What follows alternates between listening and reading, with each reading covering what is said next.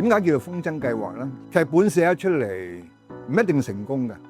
成功嘅劇本咧一定係識飛嘅。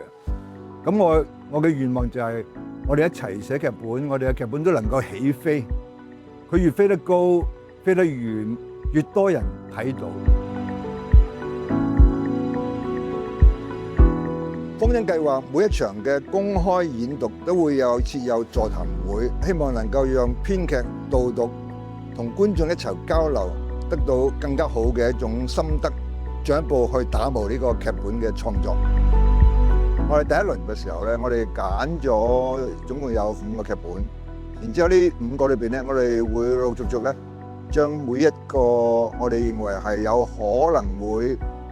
有潛質嘅戲咧，都會希望可以進一步嘅去推演佢啦。其實裏邊咧係咪每一個都能夠適合我哋劇團去做咧？暫時都未係能夠好肯定，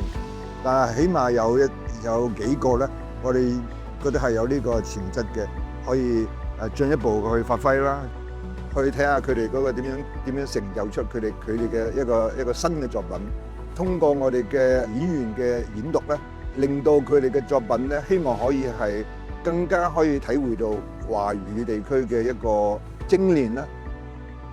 一路都係拭目以待。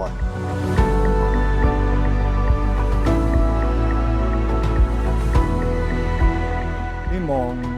通過一個咁嘅計劃啦，能夠引起多啲人嘅參與，希望讓多啲人能夠聽到我哋嘅聲音，見到我哋嘅嘢，知道我哋做緊啲咩嘢，關心我哋做嘅嘢，將來喺劇場睇我哋嘅演出，睇我哋嘅作品。